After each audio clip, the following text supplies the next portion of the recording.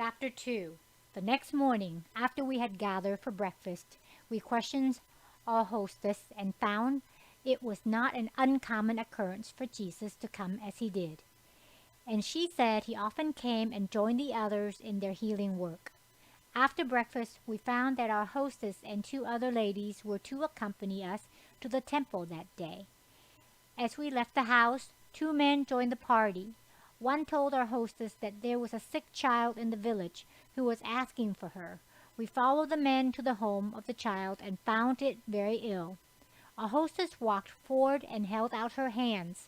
The mother placed the child in her arms. Instantly, the little one's face brightened. Then it snuggled up close for a moment. In a few minutes was sound asleep. Our hostess returned the child to the mother, and we proceeded to the temple. On the way she remarked, "Oh, if these dear people would only see and do this work for themselves, instead of depending upon us, it would be so much better for them. As it is, they let us entirely alone until some emergency arises, then they call for us, which is quite all right, except that it does not give them any self-reliance whatever. We would much prefer to see them self-reliant, but they are childlike in every way." By this time we had reached the foot of the ladder. We went up and entered the tunnel. The two men accompanied us. As this tunnel was through solid rock, it was natural to suppose that it would be dark. But it was lighted sufficiently to enable us to see the objects for the considerable distance ahead, and the light seemed to be around us so that there were no shadows. We had noticed that the day before, but no one had remarked about it. Upon making inquiry, we were told that the light was around us just as it appeared to be, and that when there was no one in the tunnel it was dark. We went on through the tunnel and up the stairs to the third room. This room was somewhat larger than the two below, and there were a great many tablets stored along two walls. Just back of this room we found that another large room had been excavated, and later learned that this room was also filled with similar tablets. These tablets were of the reddish dark brown color, quite well glazed. Some were about 14 by 24 inches and about 2 inches thick and weighed from 10 to 12 pounds each. Others were much larger. We were puzzled to know how these could have been transported over the mountains. We expressed our wonderment at this time, and were told that they were not transported over the mountains, but were brought to the Gobi country when it was fertile and well settled, before mountains were raised. Then long after the mountains came up, the tablets were removed to this place to guard against any possibility of their being destroyed. It is claimed that before the mountains rose, a great tidal wave ran over the portion of the country, totally devastating it, and a large part of the population, those who survived, were cut off from the world and a means of livelihood, and they became the forefathers of the roving bands of brigands which infest the Gobi at this time. It is claimed that the great Uyghur Empire existed where the Himalayas and the Gobi are today, that large cities of a people in a high state of civilization existed there, and that drifting sand covered the ruins after they were destroyed by the water. We afterwards took the descriptions as they were translated to us from the tablets and found 3 of these cities, and we believe that someday, when further excavations are completed, they will prove the authenticity of these records and that which is claimed for them. These records place the date of this civilization back hundreds of thousands of years. As this is not a treatise on research, I feel that I have digressed. We were shown through the different rooms. During the general conversation, it developed that one of the men who joined our party in the morning was a descendant of a man whom we met in the village where John the Baptist had lived, and whom we called our friend of the records. This man showed every sign of advanced years, which caused us to wonder. While we were returning to the first room, our chief asked if a desire could be fulfilled as soon as it was expressed. Our hostess answered that if the desire were put forth in true form, it would be fulfilled. She then went on to say that desire is but a form of prayer, that it was the true form of prayer which Jesus used. As his prayers were answered, that prayer which is always answered must be true prayer. Therefore must be scientific, and if scientific, must be according to fixed law. Continuing, she said, the law is, as you know, your prayer is granted, and what things you desire when you pray, know you receive them, and you shall have them. If we know positively that whatever we have asked for is ours already, we may know that we are working in accordance with the law. If the desire is filled, then we may know that the law is fulfilled. If the desire is not filled, then we must know that we have asked amiss. We should know that the fault is with us and not with God. Then the instructions are, you shall love the Lord, your God, with all your heart, with all your soul, with all your mind, and with all your strength. Now, go deep, deep down within your soul, not with forebodings, fear, and unbelief, but with a glad, free, thankful heart, knowing that that which you stand in need of is already yours. The secret lies in getting the at one moment, getting the consciousness of it, and then holding firmly the never deviating through all earth should oppose. Of myself I can do nothing, said Jesus. The Father that dwells in me, he does the work. Have faith in God. Have faith and doubt not. Have faith and fear not. Now remember there is no limitation to God's power. All things are possible. Use positive words in making your request. There is naught but the perfect condition desired. Then plant in your soul the perfect seed idea, and that alone. Now ask to manifest health and not to be healed of disease, to express harmony and realize abundance, not to be delivered from inharmony, misery, and limitations. Throw these off as you would discard an old garment. They are old and only outgrown things. You can afford to discard them joyfully. Do not even turn to gaze upon them. They are nothing, nothing.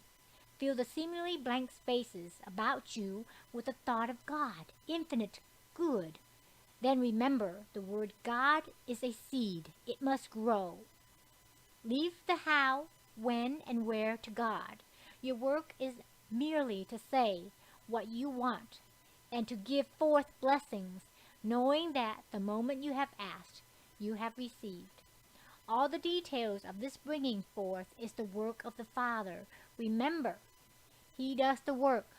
Do faithfully your part. Leave and trust God's part to him. Ask, affirm, look to God for what you want, then receive God's fulfillment. Keep the thought of God's abundance always in mind. If any other thought comes, replace it with that of God's abundance and bless that abundance. Give thanks constantly if need be. That the work is done. Do not go back again to the asking. Just bless and give thanks that the work is done, that God is working in you, that you are receiving that which you desire. For you desire only the good, that you may give out the good to all. Let this be in silence and in secret. Pray to your Father in secret, and your Father who sees the secret of your soul will reward you openly. When the demonstration is complete, you will look back upon time faithfully given as one of your greatest treasures. You will have proved the law, and you will realize the power of your words spoken in faith and blessing. Remember that God has perfected his plan. He has poured out and is continuously pouring out lovingly and lavishly upon us all good and every good thing that we can desire. Again, he says, try me and see if I will not open the windows of heavens and pour out such a blessing there will not be room to receive it. With all my heart, in the heart of my being, Father, I'm one with you and I recognize you as being the Father of all. You are Spirit, omnipresent, omnipotent, omniconscious. You are wisdom, love, and truth, the power and substance and intelligence of which and through which all things are created. You are the life of my spirit, the substance of my soul, the intelligence of my thought. I'm expressing you in my body and in my affairs. You are the beginning and the end, the very all of the good which I can express. The desire of my thought, which is implanted in my soul, is quickened by your life in my spirit, and in the fullness of time, through the law of faith, it is brought into visibility in my experience. I know that the good I desire already exists in spirit, in invisible form, and but awaits the fulfillment of the law to be made visible, and I know that I already have.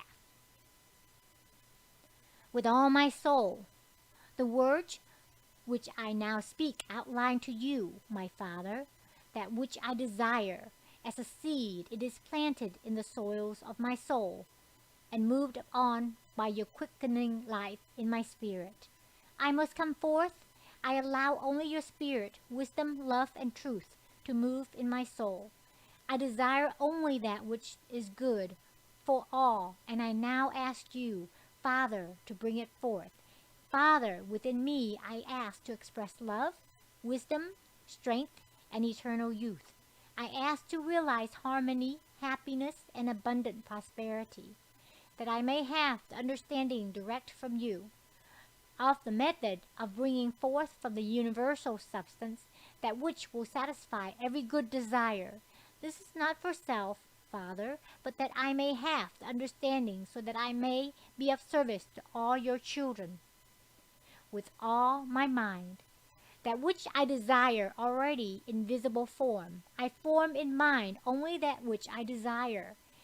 As a seed begins its growth underground in the quiet and in the dark, so does my desire now take form in the silent, invisible realm of my soul. I enter my closet and shut the door.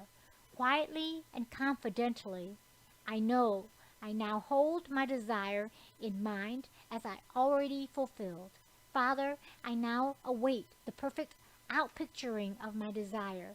Father, Father, within me I thank you that now in the invisible the fulfillment of my desire is always established, and I know that you have poured out lovingly and lavishly to all an abundance of your treasure, that you have filled every good desire of my life, that I may partake of your opulent supply, that I may realize my oneness with you, that all your children may realize the same, and that whatever I have I may pour out to help all your children. All that I have I give to you, Father. With all my strength, no act or thought of mine shall deny that I have already received in spirit the fulfillment of my desire, and is now brought forth into perfect visibility. In spirit, in soul, in mind, in body, I am true to my desire. I have perceived my good in spirit.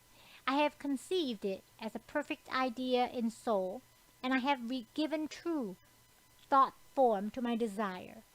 I now bring into visibility or true manifestation my perfect desire. Thank you, Father, that now I have love, wisdom, and understanding, life, health, strength, and eternal youth, harmony, happiness, and abundant prosperity, and the method of bringing forth from the universal substance that which will satisfy every good desire. Said I not unto you that, if you would believe, you should see the glory of God? After our hostess had spoken, there was deep silence for a moment. Then she continued, understand that, if it is not finished, and your desire is not now visible, the fault is within yourselves and not with God. Do not go back again to asking, but like Elijah, persist. Hold out the cup until it is filled. Pour out blessings and thanks that it is done now, though every normal mortal thought of error besets you. Go on, it is here now, and believe me, your faith is rewarded, your faith becomes knowing. We will suppose it is eyes you desire. Would you begin by speaking out the word ice? All about you, indiscriminately. If you did, you would scatter your forces in all directions and nothing would come to you. You would first form a mental picture of what you desire. Hold it directly in thought, just long enough to get the image, then drop the image entirely and look directly into the universal God substance, knowing that that substance is part of God and therefore a part of you, and in that substance that is everything you need, that God is pressing that substance out to you just as fast as you can use it, and that you can never deplete the supply. Then know that everyone who has created that supply has brought forth from this substance, whether they have done it consciously or unconsciously. Now, with your thought and vision fixed on the one central atom, God hold that atom until you have imprinted your desire upon it. You will lower the vibration of the atom until it becomes eyes. Then all the atoms surrounding that one will hasten to obey your desire. Their vibration will be lowered until they will adhere to the central particle, and in a moment you will have ice. You do not even need any water about you. You need only the ideal. Again there was deep silence. In the room, a moment, a picture appeared up on the wall of the room. At first the forms were still, and we thought but little of it. But then the forms began to move about, and we could see their lips move as though they were talking. Immediately our attention became fixed, and the hostess said, "This picture is depicting a scene that happened long ago, with Uyghur Empire was at its height. You can see how beautiful the people are, and the country is warm and sunny. You can see how the trees are swayed by the breezes. Even the colors are reproduced. There were no fierce storms to disturb the land or its inhabitants. If you will give close attention, you will hear them speak, and if you can understand the language, you can tell what they are talking about. You can even see the play of the muscles of the body as they move about." A hostess ceased speaking, but the pictures continued to pour in, with scenes changing at intervals of about 2 minutes, until we seemed to be a part of the picture. So close did they appear to us. Suddenly there came a scene with the three of the party in it. There was no mistaking them. We could hear their voices and recognize what they were talking about. It proved to be an incident that had taken place in South America about 10 years previous. Then the hostess resumed. "We are able to throw thought vibrations into the atmosphere, which connect with the thought vibrations of those that have passed, and our vibrations collect those of the thoughts gone before until they draw them together at a given point. Then you are able to see those scenes reproduced just as they were when the scenes occurred. This may seem phenomenal to you, but it will not be long before your people will be producing pictures similar to these you have seen. The only difference is that they will be photographic and mechanical, while ours are either. The leaders of the Christian thought have been so busy with their interdenominational bickerings, each one determined that the other should not succeed, that they have nearly forgotten what true spiritual life means. Likewise, the Oriental people have set themselves so determinedly upon the esoteric, occult, and scientific side of their philosophy that they have also passed over the spiritual.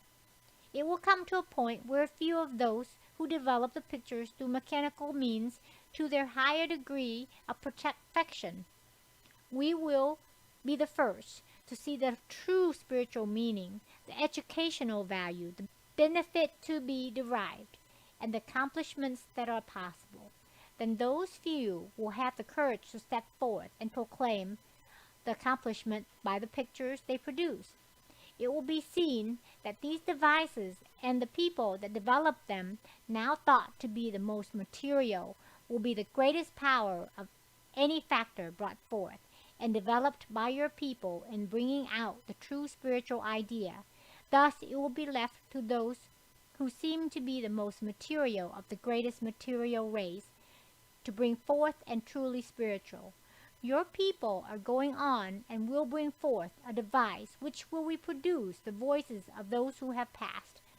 More accurately than now, they now reproduce the voices of the living.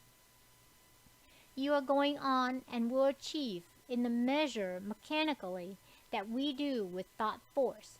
This is where you are going to excel all the world in future development.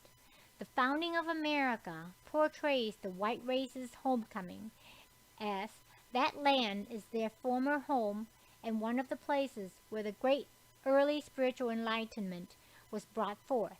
Thus, it is the land where the greatest spiritual awakening will take place. In a short time, you will be far ahead of the whole world in the physical and mechanical development. You will go on and develop the physical and mechanical until it is perfected to such a degree that you will see there is but one more step to the spiritual. When that time comes, you will have the courage to take the step. There is a saying in our country that necessity is the mother of invention. Necessity placed you in the position where you are obliged to do what it seemed impossible. Your mode of accomplishments has made you very material nation. With your mode of living, this has been necessary in order to survive. When you, as a nation, do touch the spiritual realm, the strides that you have made in the material will seem like child's play. With the strong physical bodies and the quick perception you have developed, your ways will become a light to all other nations. And you will look back and wonder, as you are now looking back and wondering, why your forefathers used the stagecoach and the tallow candle when steam and electricity were all around them, just as it is around you today. Had they abided by the law, they would have received the benefit as you have and will. You will find that the spiritual surrounds as above the material. You will find that in the spiritual there is a higher law, and when you abide by that law, you receive the benefit, for the spiritual is just above and around the mechanical or material. You will find there is no more mystery in the spiritual than there is in the mechanical or the material. The things that appear difficult to you now will be simple, and you will surmount them just as readily as you are now surmounting the mechanical and the material. It is the continual striving that does the work. By this time, the old gentleman whom I spoke of before had selected and brought out a tablet and placed it on the nearby easel. Our hostess went on to say, the great error which many people make is that they do not look upon lessons as a means of attaining a given end. They do not realize that when that end is attained and fully recognized, the lessons are to be discarded and the attainment is to be followed. Then, if they wish to go on, they may pause for a moment and place what they have accomplished in their storehouse, sometimes called the subconscious. And after this step, the lessons leading to the further attainment which they seek may be taken up. But as soon as the goal is reached, they must again discard the lessons.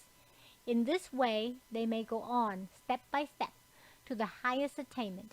You will find the lessons are but steps in the stairway, and if you were to attempt to carry all the steps you have used to reach to the top, the load would soon crush you. Besides, there would be no steps for your brother to use as he follows on. Leave the steps for him to use as he chooses, if he chooses. They have assisted you to reach to the top. You do not need them any longer. You may pause a moment for breath or for a fresh inspiration to go on. The moment that inspiration has come, you can place your foot upon the next step and again place the attainment in the storehouse. Let go of all the lessons that brought you there, and there's nothing to encumber or hold you back. But if you look back to the lessons and do not hold your visions on the goal, you will, before you realize it, have fixed the lessons instead of the ideal the lessons would convey. This may cause you to waver and look back and say, did my ancestor accomplish in the way I have accomplished? When I look far back, I can see they did, but when I look into the immediate future, I say they did not, for they accomplished by the sweat of their brow, while you are using your own God-given power. If you look back to your ancestors, you will, before you realize it, be worshiping them, for with your creativity ability you will have brought forth which you have gazed upon. You will be given or living by their standards instead of your own. You will begin to look like your ancestors, but you will not accomplish what they have accomplished. You will begin to drop back for you if you live by another's ideal. You cannot accomplish that which the one who conceived the ideal accomplished. You must either go on or return. There are no halfway measures. This ancestor worship is one of the direct causes of nations degenerating. Because of your lack of ancestor worship, we see a great nation in store for you. You had, in the first place, very little pride of ancestry, and you had no ancestors to worship, and you had no foundation save that which you made. Your ideal was a free country, and you brought forth your ideal. The country you acquired had been free from king or ruler. To you, it did not matter how your grandfather had accomplished. It was how you, your own individual self, would accomplish. Then you united with that many to accomplish one purpose, and the individual self in you, the creative power that gives you life, God, held you in direct communion with your ideal power to create. Then with your eyes steadfast fixed on the attainment, you are going on to the realization of your ideal. Our hostess turned to the tablet and resumed.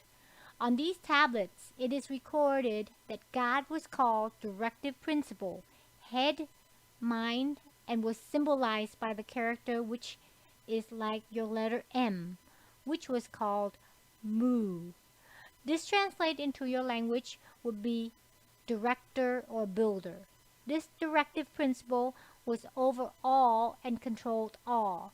The first being he created was called the expression of directive principle, and he was created in form just like the principle, as the principle had no form but his own to express by or through. This being with the directive principle created was the outer expression of the principle himself. He was created in the image of the principle, as the directive principle had no other form to pattern after. The directive principle gave to his creation every one of his attributes, and this creation had access to everything that the principle had. He was given dominion over every outer form. He had the form of his creator, the attributes of his creator, and the power to express all of them in the perfect way that the creator expresses.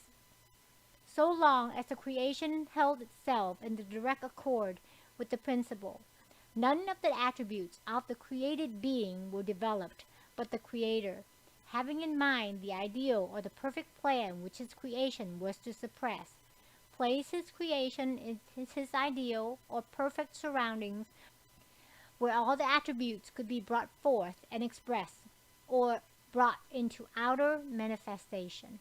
Thus, the Creator did not place his creation upon earth until all the conditions of its perfect development were complete. When these conditions were complete, this being was placed among them and named Lord God, and the location where he was placed was called Mu or M, and afterward became known as the cradle or mother. I wish you to observe that I am putting this into words into your language so that you can understand them. You can go into the details later after you have learned to translate the tablets yourself. I wish to bring these points out so that they may become the principle from which we shall work in translating this records. I do not wish you to think that I'm attempting to change any conclusions you have already formed in other ways or through other thoughts or studies. I'm going to ask you to lay them all aside for the time. When you have gone deeper into these studies, you have the liberty to take up all others again if you wish. If you do not wish to influence you in any other way, all lessons are but the outer, a way of arriving at a conclusion. If the conclusion is not reached for or the aim sought is not attained, the lessons become driftwood, extra baggage, nothing.